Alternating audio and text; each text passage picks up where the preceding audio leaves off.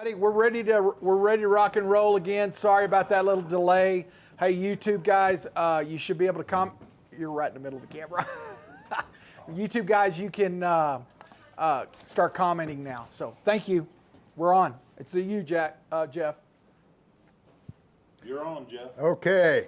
This next fly I'm going to tie is a jig version of a fly I call the olive brown Beads. On a standard hook, I've had very good success with this fly on the Gunnison, especially in the spring. And so I thought, well, why not tie up a jig version of it to use as kind of an anchor fly. This time of year, you're going to be fishing a lot of smaller flies anyway. So this will be a good heavy fly to have as your anchor to get those smaller midges you're going to be fishing down there. And it has a hook, so you might catch a fish on this one too.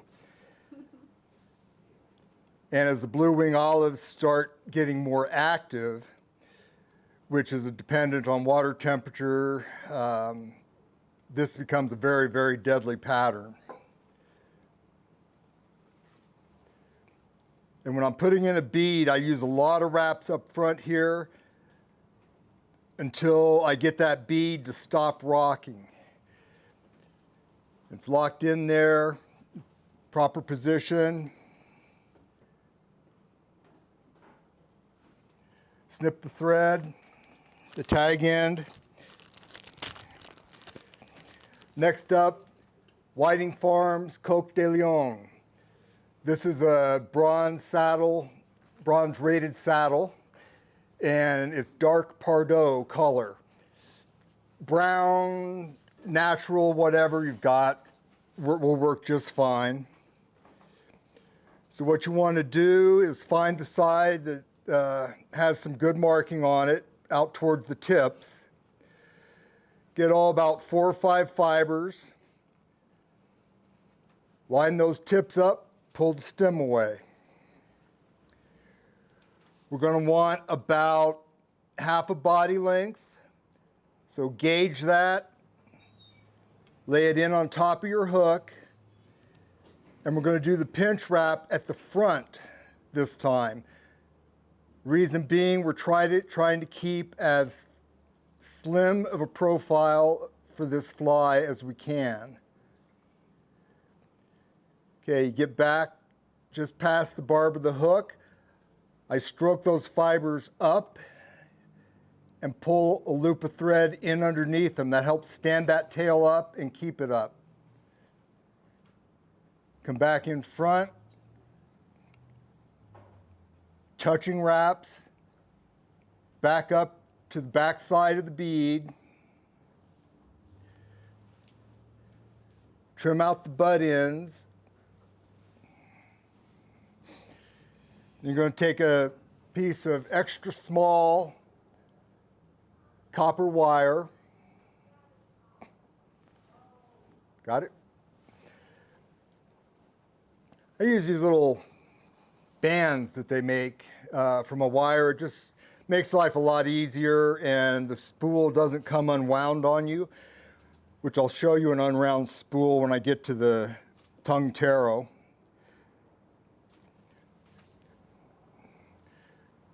Okay, cut off that length of copper wire. I slide it in the slot at the back side of the bead. Lock it in. Oh, come on.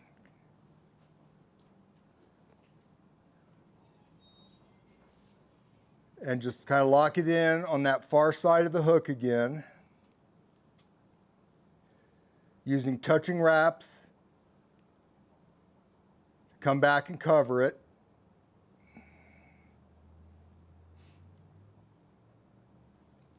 Okay, then I'm going to give my thread, this is 70 Denier thread I'm using. It's a flat thread, so as you're wrapping, it's going to get twisted up. So I untwisted it to get it flat again.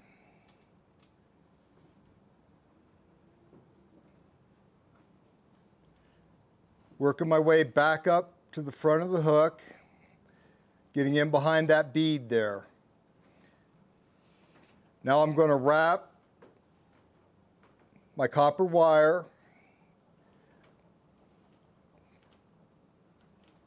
about 5 or 6 wraps,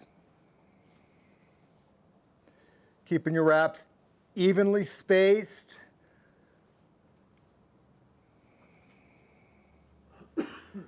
Get up behind the bead again. And I try to lock that in right at the back side of that slot in the bead. Now to lock it in, I spin clockwise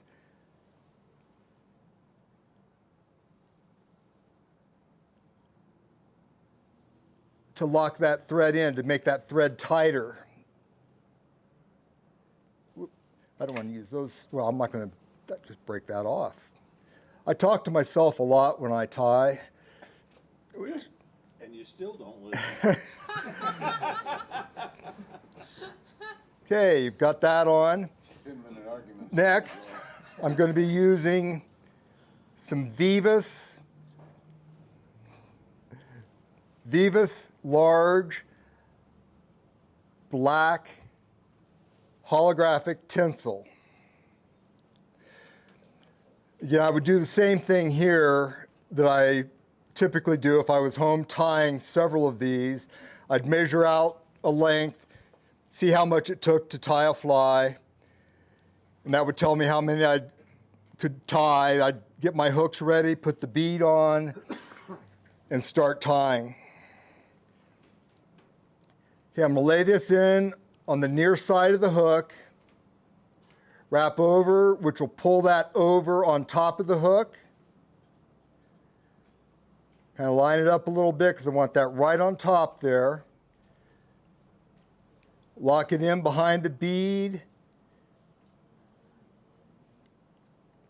Wrap over it so you've got about 4 wraps of wire exposed. Trim off that tag end. Next up is some superfine dubbing. You can buy assortments like this, and if you're just getting started out in fly tying, I would recommend buying these assortments because you get a lot of variety in them, and while it may not match specifically every color you're looking for, you've got enough variety in there with a little creativity. You can mix your own dubbing to come up with the color you're trying to get. And this is much more economical than buying separate bags of dubbing, and you get pretty much as much in each one of these cylinders as you do in a bag. So I'm going to pull out some of this Blue Wing Olive dubbing, kind of knead it out a little bit, pull it apart. This right here is enough dubbing to tie probably 4 dozen of these flies. It doesn't take very much. Pull your thread back, get it taut, pull out a very small amount of dubbing. And this is one thing, I'm involved with Project Healing Waters here in Montrose, so we have a lot of veterans come in, we teach them fly tying, and the majority of them have never tied a fly before. And even myself, when I first started tying flies, less is more, and that's a hard point to get people to understand with dubbing. They think that they're using the dubbing to build the bulk you're looking for.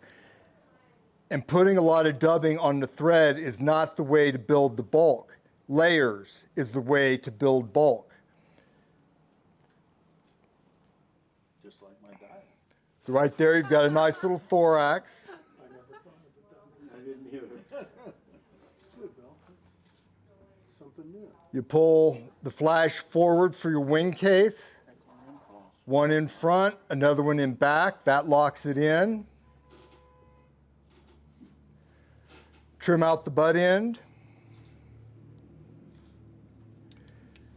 I'll take a few more wraps behind here just to kind of fill in that gap between the bead and the thorax.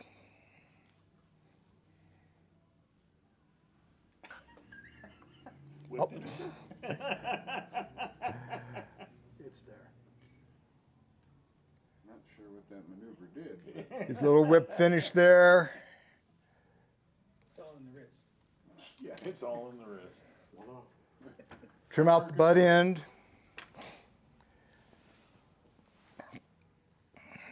I'm going to use some Loon Outdoors UV fly finish.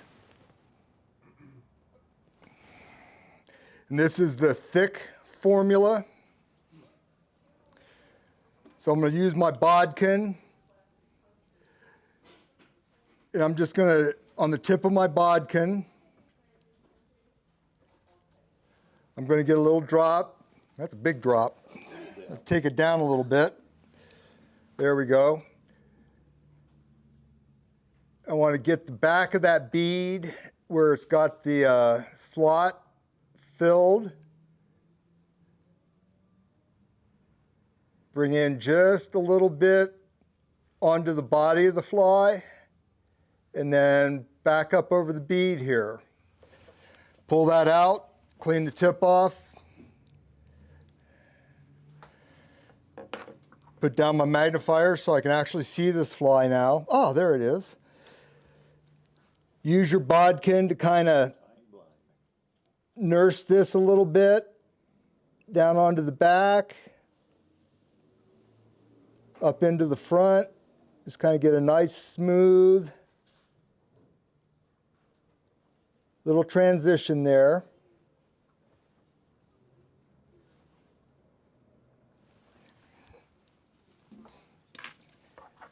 Get your UV light, finish it, and the holographic tinsel I use really pops under this UV light. You probably can't see it on camera.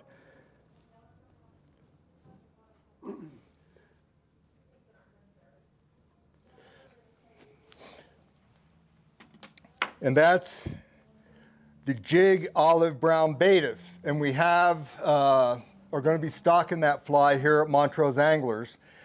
So if you want a heavy fly on the small side to use as an anchor fly in your rig, you throw maybe a size 20 or 22 zebra, miracle midge, something like that behind this. This will get it down to where it needs to be, and you know, a nut would too, but a nut doesn't have a hook in it, so might as well have a hook in your weight. This is also a barbless hook I used. I know some people don't necessarily buy into using barbless hooks. I've hooked myself enough times that I prefer barbless because they come out a lot less painfully. And that is the Jig Olive Brown Beads. It ties up a little bit quicker than the picket pin. Where do you fish that, Jeffrey? Where do you fish that? I'll fish that in the Gunnison. I'll take it up to Pacatupac or on the Uncompahgre here in town. Especially in the spring up on the Gunnison, it's a very effective fly.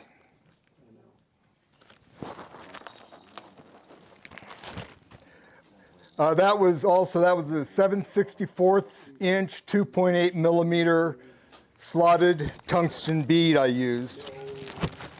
I use tungsten beads almost exclusively. If I'm putting a bead on a fly, I'm putting it on there to weight the fly. And tungsten weighs more, so that's what I use. All right, next up will be What you got in there cheat sheets, Jeffrey? well, just to know what order I'm going in, what I call the improved tongue taro. And improved is yet to be decided by our local trout. But I know from my Hackle friend here, Mr. Bill Fenstermaker, Don't get me involved. And from a in your picture, from a picture I looked up on the internet just to confirm things, the Pteronarcis californica salmon fly has gills. And the golden does too. So I took my original PTERO and I put gills on it. Oh, there it is. I was wondering where that got away to. So you stole my gill wrapping. That's right.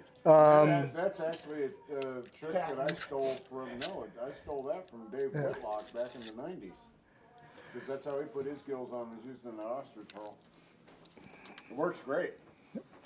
I use a TMC 200R hook on this. That's a 3X long curved shank hook. You can use anything similar. You could probably get away with using a straight shank hook, but I like the way this curve kind of accentuates the curve of the bug. And stoneflies, if you observe them in the water, when they get knocked loose from the substrate that they're hanging onto, they tend to curl up as they're tumbling downstream. As they become lunch. All right, this is a 3/16, 4.6 millimeter black tungsten bead. The normal size wire, lead wire that the cheat sheets call for is an 030. I'm tying in 025 lead wire so it'll pack up in behind there good. I'm using a 3/0 dark brown thread. Why so heavy, Jeff? I've broke it before. It can be done. Starting right there behind the hook eye. The pink is louder. Well, when the hook bounces in the vise, it's always more, it's a sound amplifier. That's right. The pink is louder. Yeah, that's right, the pink. These guys woke up, Jeff. You are on your own.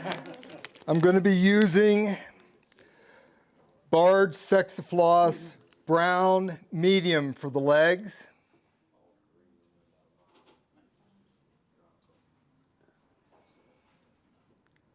Got it? Okay.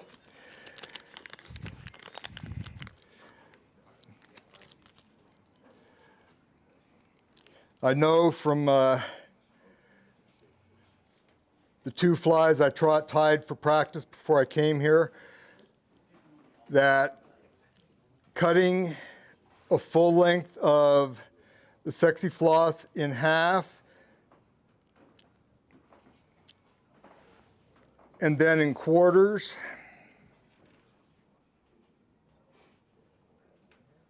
Gives you more to lose. gives you almost enough for one fly.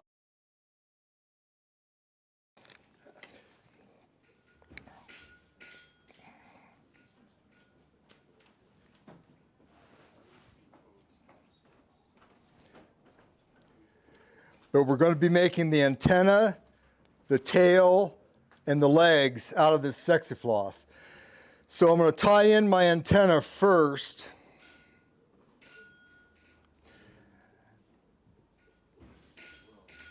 And slide the leg up there.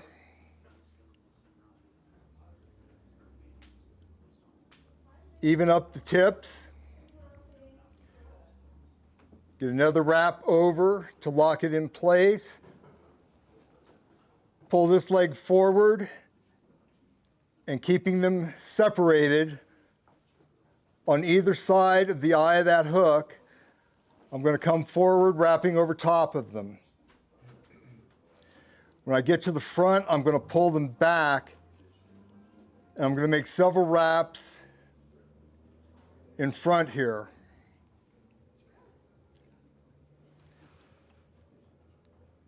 Pull them back forward.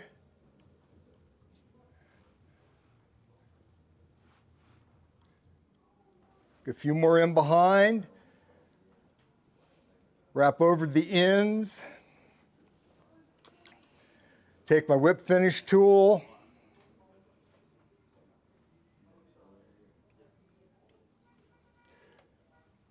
Little whip finish there. Snip it off.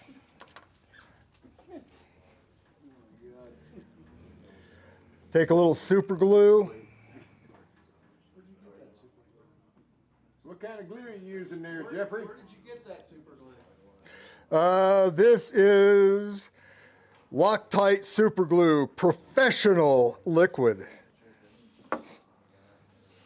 A friend of mine bought it for me. I don't qualify for professional. Okay, and that's just to lock that in, and then I'm going to push this bead up to the front of the hook. And you notice I built up enough of a head in front here that it stops that bead from going clear up to the butt or to the back side of the eye of the hook.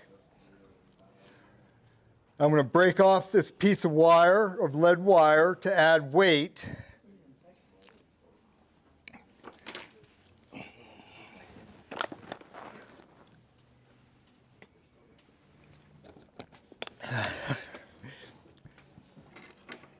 It's too bad y'all can't see the view of the peanut gallery that I do, as they're all back there sniffing the super glue. I can show them. Stay away from that stuff. We've got youth in here. Some of our finest Montrose youth. Now they can see. Ah, corruption. You gotta love it.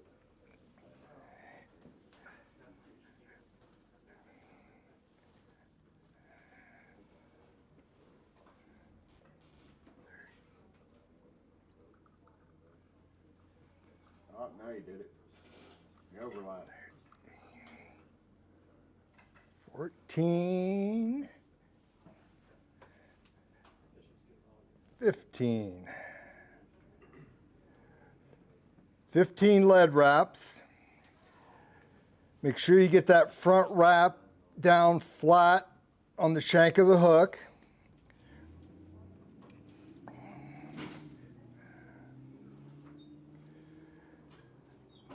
Oh, no. Oh. Snip off that butt end. Ouch. That's the other reason you have super glue. And then I don't bother putting any Zap-A-Gap on this one. I just push it up in to the back of the hook there, because there's going to be enough stuff wrapped on top of it. It's not going anywhere. Okay, take back my brown thread here and start behind the wire.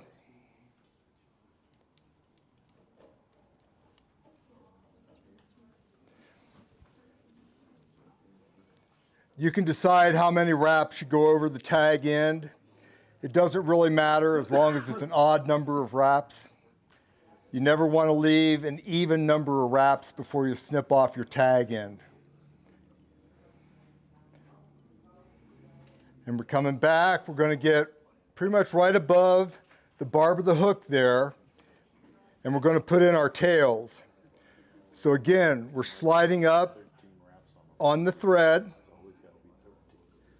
to the top of the hook.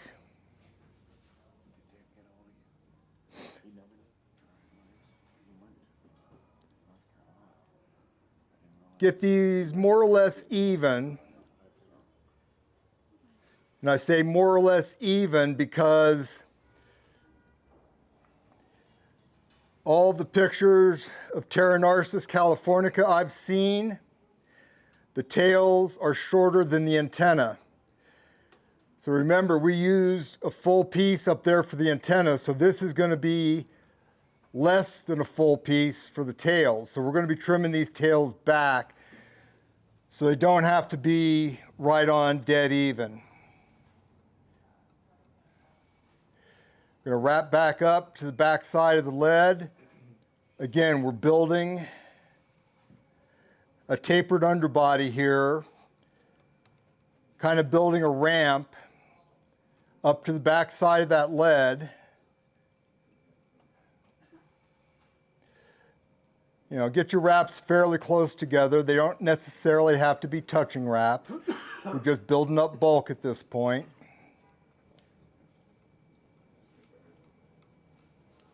What weight thread are you using, Jeff? What's that? What weight thread? This is the 3/0.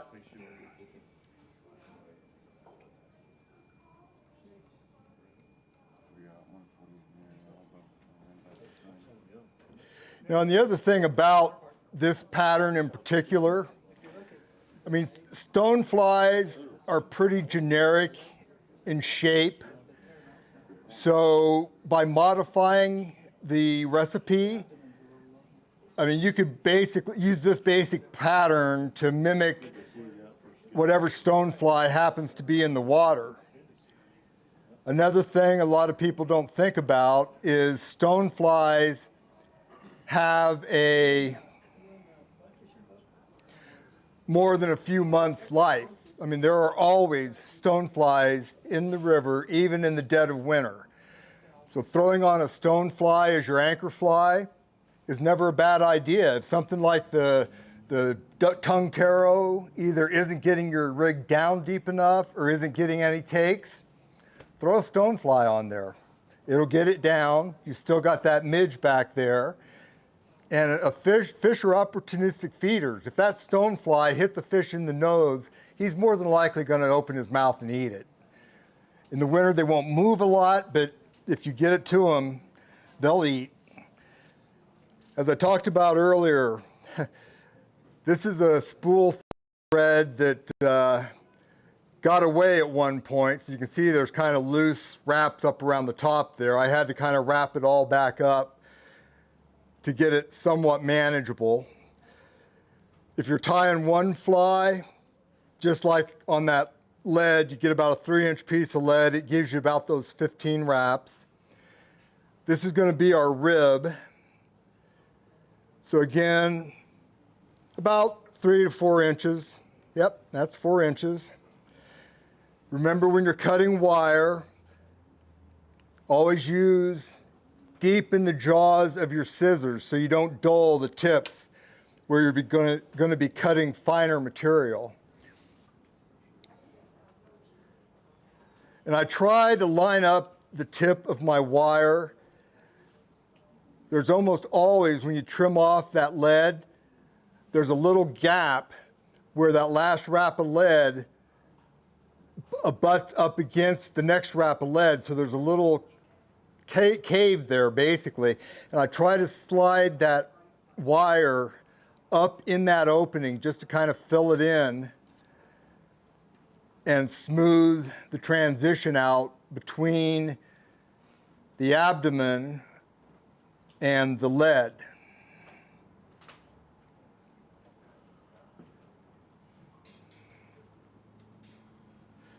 Okay, and again, don't worry about touching wraps.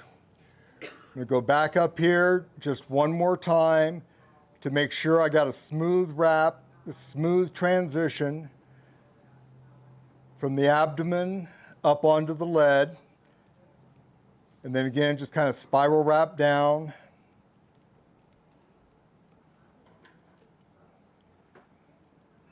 To where you tied your tails in.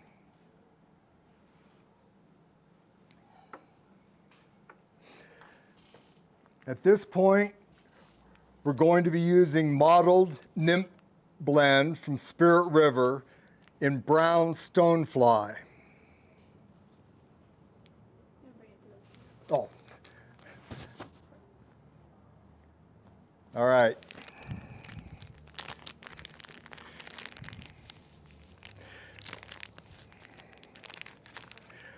Pull out a decent clump, and then just like we did with the dubbing before, just sort of knead it like this, pull it apart, put it back together to kind of align the fibers somewhat. And put that down. I don't wax thread too often, but this dubbing is kind of on the coarse side. So I'm going to put a little bit of wax on here.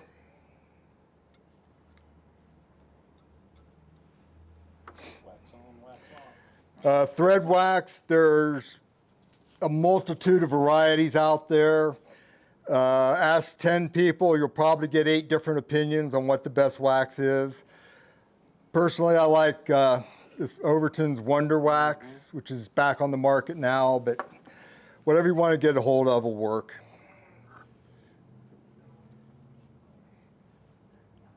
Again, we're back to not using a whole lot of dubbing, just a few strands. Work it up the thread, twisting it on, a little bit thinner towards the front, a little bit thicker as you work your way back. And now again, because this is a coarse dubbing, I'm not going to make a big dubbing rope with it because it's going to start coming unwrapped on me. But I'm going to start back here at the base of the tail, get that first wrap in there.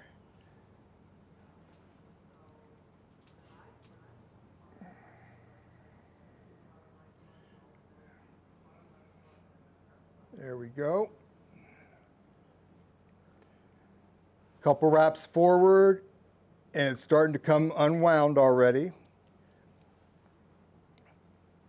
Keep working my way forward.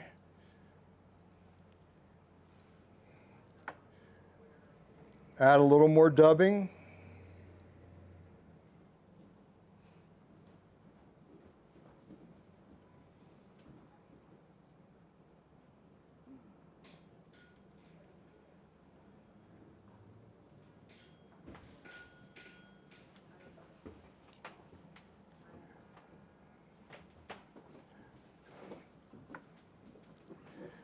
And I want to get a couple more wraps of dubbing right up on to the beginning of that lead.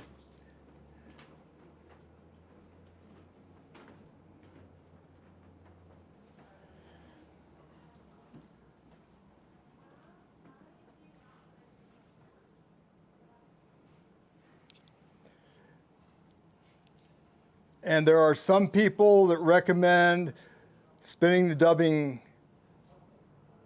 counterclockwise or clockwise, and there are various reasons, but whatever works for you. If you're left-handed or right-handed, it's going to be opposite.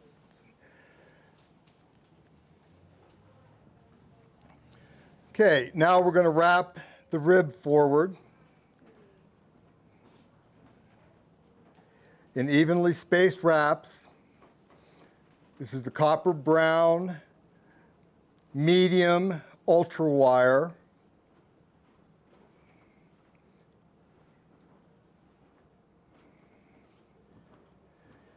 That final wrap just short of the end of that dubbing. Then come up in front of it, of the dubbing, and just like we did before, we want this fly to sink. So there's nothing wrong with continuing to wrap that wire up a few wraps into the thorax.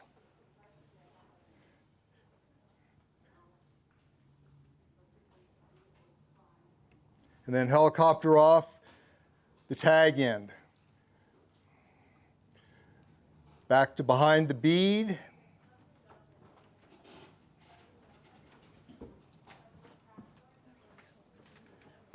And now back to the front of the abdomen.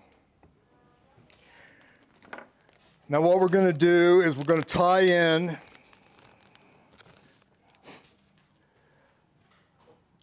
a length of ostrich herl, white ostrich herl.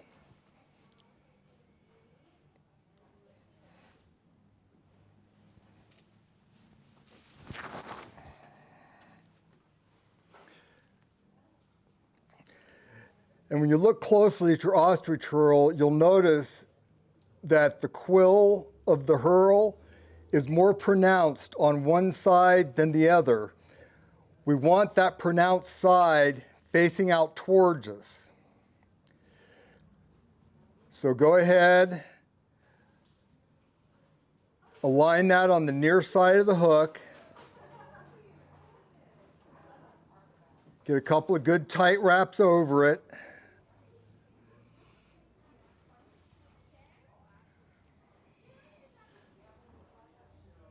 Trim out the butt end.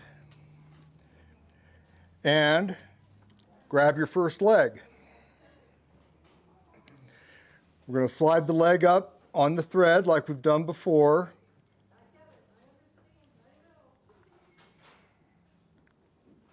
Our legs, we want to try to get them even.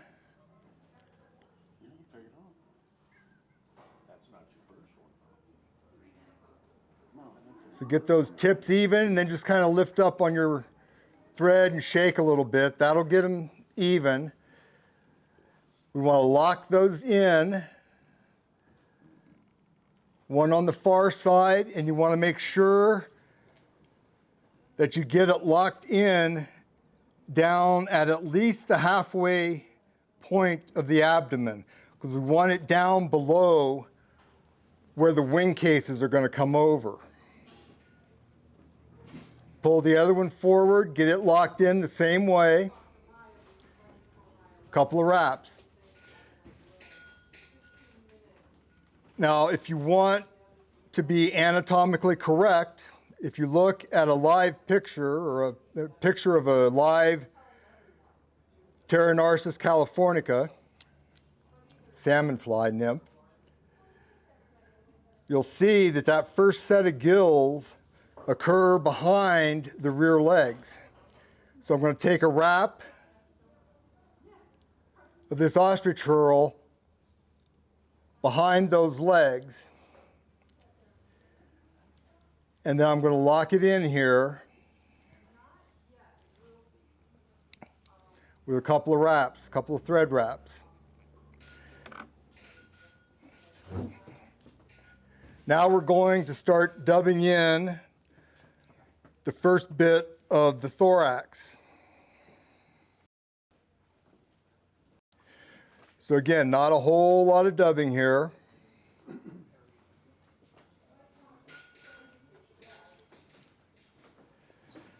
Right behind those legs, butted up against that ostrich herl.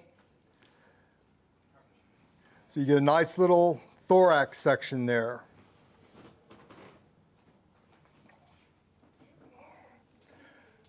Okay, the next step would involve cutting out a piece of thin skin to build your wing cases. I bought this little cutting board here at Joann's. It actually is two pieces that fold in half, but I have a travel kit and I have my home tying. So I cut it in half. One half travels with me, one half with my home kit. And then I get a little straight edge to be sure I'm cutting my thin skin or whatever I'm cutting evenly. And all these markings on the board allow you to do that. I line up the thin skin because it comes on a square sheet. You can line it up right in there. You can get very nice square cuts. Because I didn't want to go through all of the steps cutting, well, to do all these steps 3 times, I pre-cut my thin skin here.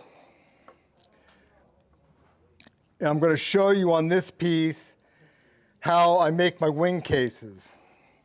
Oh, the scissors are in my hand. What I do is I get my piece of thin skin and I cut a little V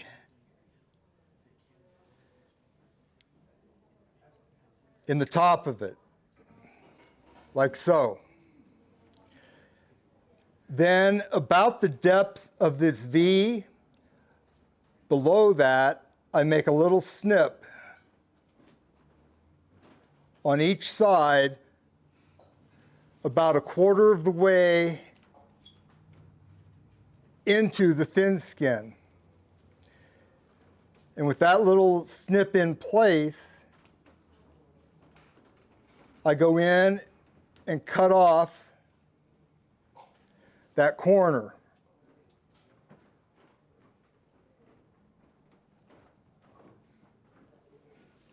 So I get this little sergeant chevron here. Then I angle cut off of that piece of thin skin up to the back of the chevron.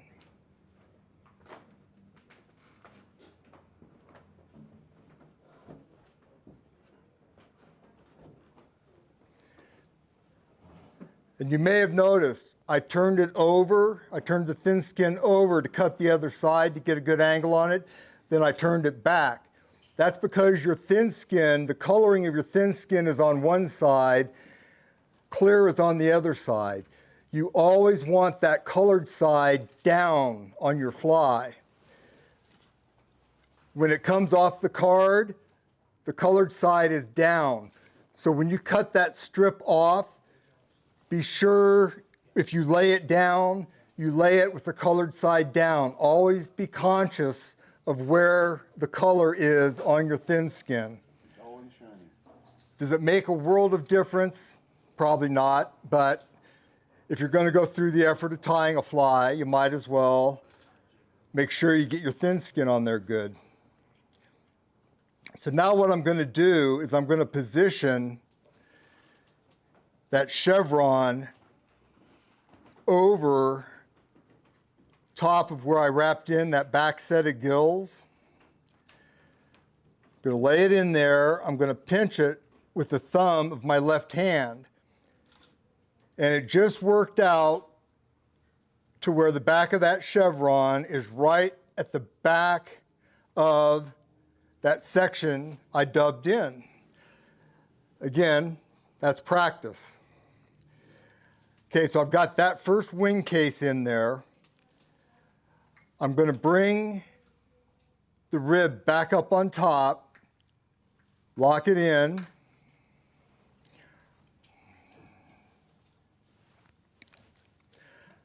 I'm going to add a little bit of dubbing.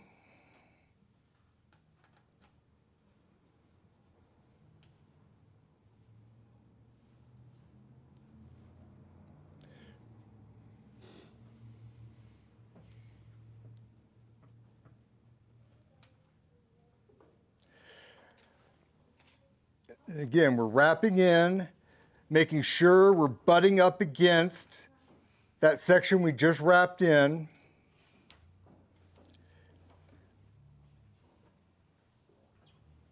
Back up on top. Trim out your thin skin.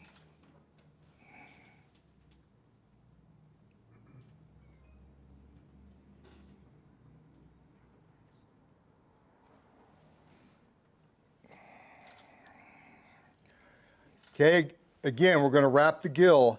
So we've got that heavy part of the ostrich stem facing forward. I'm moistening my fingers and stroking those fibers back. And I did it. I knew I would do it.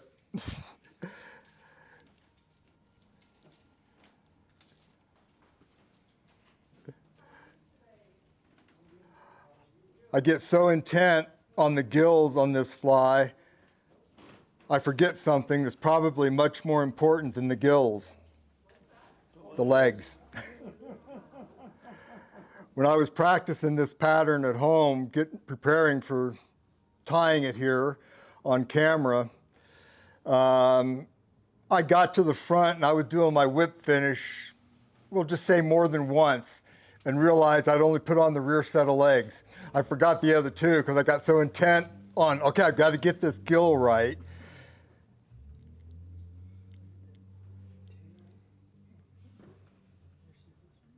And that's why it's good to tie multiples of a fly when you're tying, because you get it down to a science, so to speak. You work out the bugs, if you will. Okay, now the legs are in where they're supposed to be.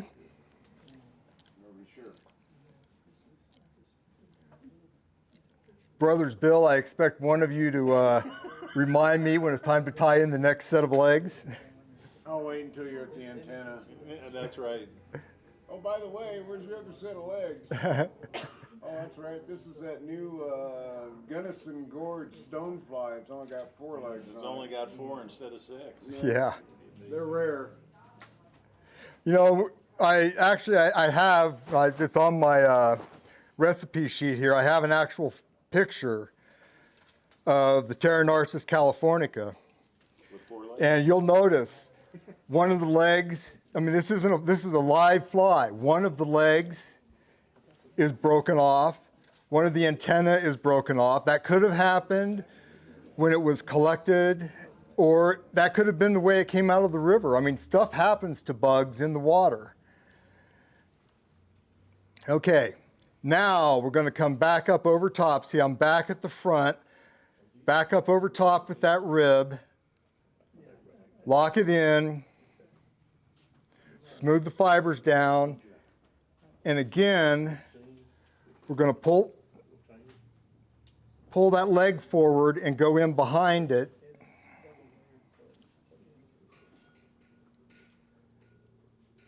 And come in front of that one.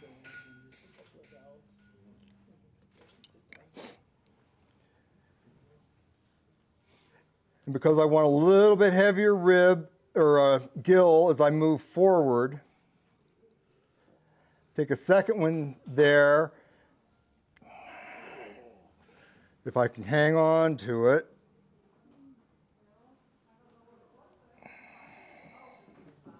What did I do? Oh, Jeffrey.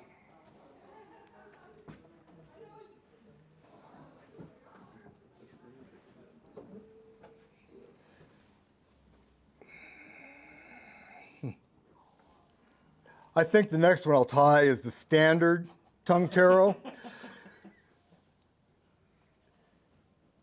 It's a fishing fly, much simpler.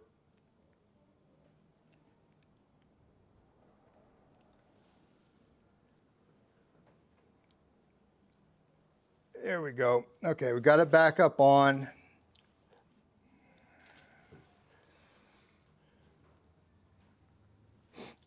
Okay, we got that gill in there. Underneath, yep. Leg.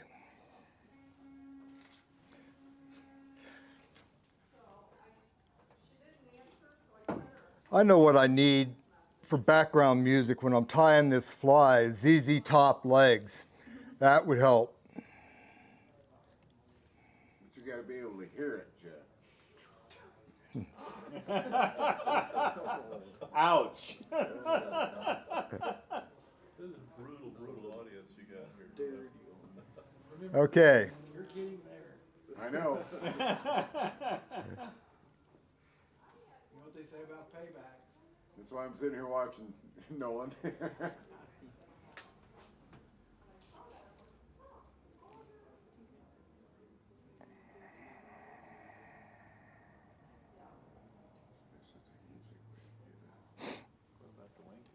Okay, building the third section of the thorax here. Where's your second wing case? Where's the second wing case?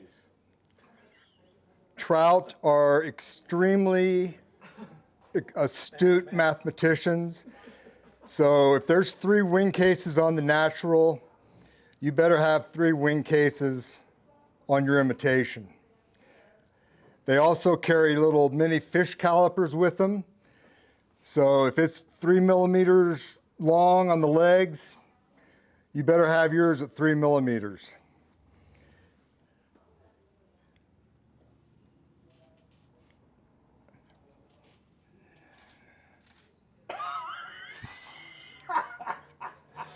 Okay, I asked for a reminder on legs. You just heard us. Remember, Jeff, 3 Three on a separate stone. wing cases. Yeah, there's the other 2 right there. You know the saying, those who can't do, teach. So, all right. Scares me. It's getting funny, that Okay. It was like The watching the preformed wing case I kind of forgot about. Again, the back of that chevron coincidentally lines up with the front of the dubbing from before.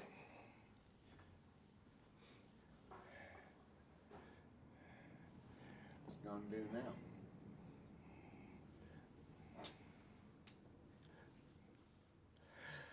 Okay. I'm going to tie in the leg.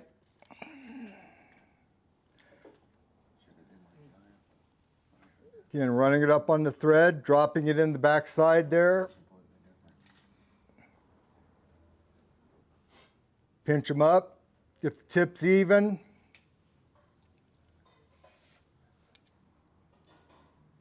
Lock it in.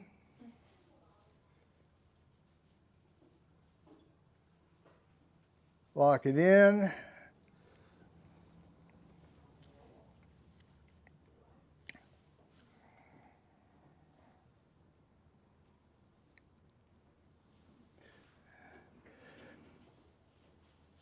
You know, in my defense, though, I will say that I was at the fly fishing show in Denver several years ago, pre-COVID, and I was watching none other than Charlie Craven up front demonstrating how to tie his 2-bit stone. And lo and behold, Only put one bit in? Charlie Craven got up on the thorax and was doing everything, getting it all tied in, when he got ready to pull the wing case forward and suddenly realized, oh crap, I forgot to tie the wing case in. So it does happen. More frequently to some than others, but it does happen even to really accomplished tiers.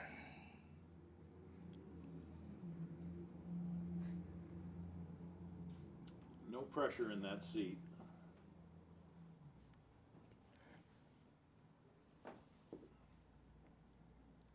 Okay. Okay. Now, don't eat the dubbing, Jeff. Lick your fingers, not the dubbing. Lick the fingers, not the dubbing. We got him. It only took an hour and 50 minutes, but we got him. Okay. We're going to wrap in behind these legs.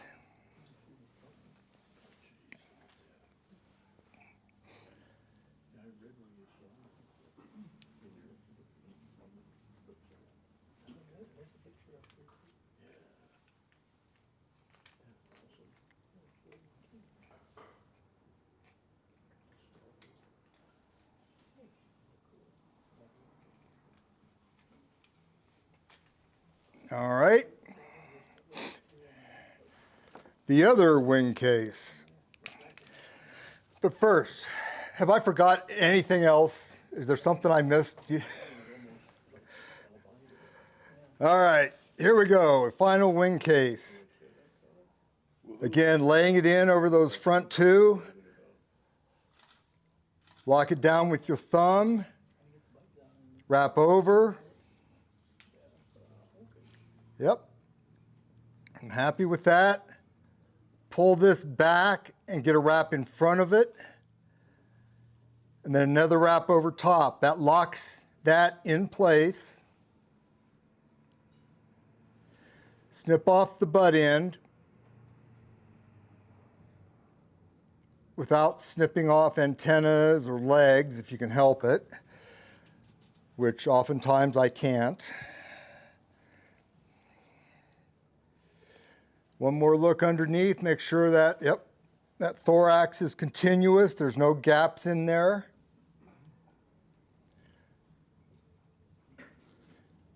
It's a little simple 3-turn whip finish.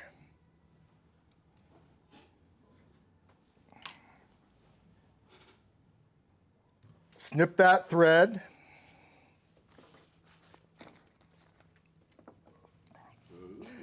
Oh. I sense vandalism. Somehow. It wasn't me, I swear. And I'm behind him, so you can't blame me either. I'm innocent in this one. This time. And this is why we have so much fun at Flies and Lies. There's always little things going on the side. That's why it's a Busting three-ring people's circus. chops. All right, I've taken 140 Denier fluorescent orange ultra thread. Pteronarcis californica in the adult version has some very pronounced orange in its makeup. So I like to just put a little hot spot right up here behind the bead.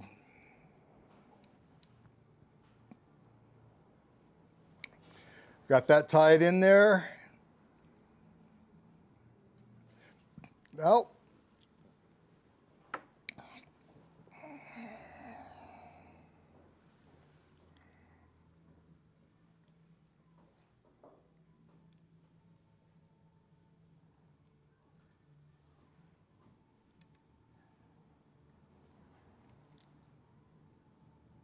That tight. Snip it. And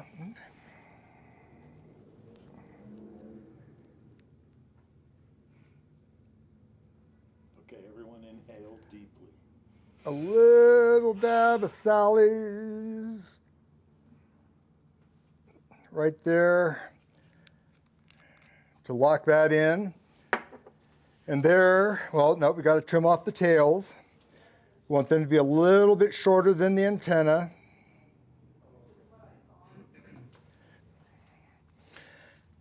If you so desire, you could trim out the legs to make them shorter. I leave them full length. You can always take your nippers or whatever and trim it out riverside. And once you cut them too short, you can't make them any longer.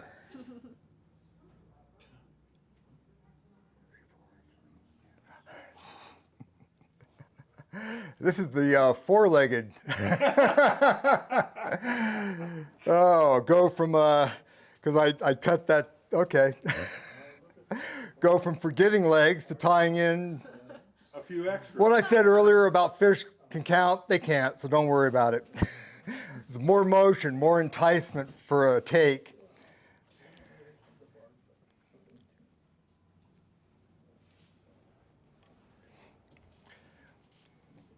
That's the improved mutant Pteronarcis.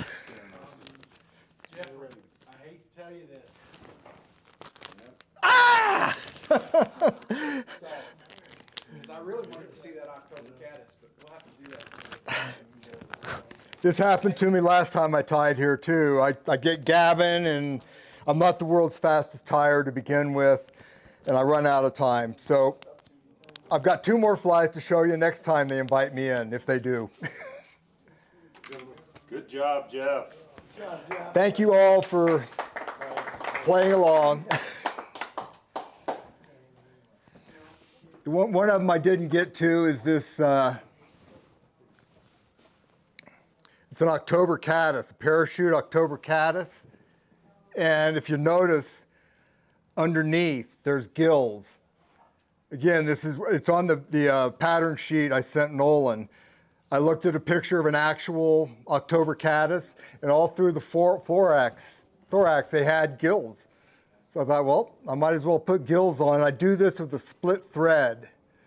I split the thread, I use a Pettigene clip, and I clip 2 white, a black, and a tan CDC feather in the clip, trim off the stem, put that in the split thread, spin it. Once I've spin it, I trim the CDC down because it's entirely too long. Once it's in there, I trim it all down, wrap it around the thorax, trim out any long ones that are still straggling in there, and that's the thorax I end up with. And I can't wait for an opportunity to throw this. I've also got, I use moose body hair for the antenna, which October caddis have very pronounced antenna on them, very long, very pronounced. I use trigger point fibers for the underwing, deer hair or elk, either one for the overwing, and if you'll notice, the wing extends well beyond the body, and that is how the real October caddis is. That wing really extends beyond the body. So make sure you get that feature in there. The standard Pteronarcis for the audience here. This is it. It ties up a lot quicker than the other one. And you'll notice there's just one wing case because I tie in the thin skin at the base of the thorax. I tie in the thorax, tie in the, what are those things called? Biots. Tie in the biots, get it all done, pull the thin skin over the entire thorax, tie it in, fold it back, and then cut that V shape in there. So from underneath, they've got a little bit of a point out there that the fish might key on. I use a mottled orange thin skin from Montana Fly Company I got here at Montrose Anglers. So I get a little bit of that orange highlight in the abdomen, and then I take a black marker and color over the top, because if you look at the actual stonefly, the top is darker than the bottom. So that's it. Thanks, Jeff. Hey, Yep. we are about to have a bunch of batteries die on us, so we need to get this finished up real quick.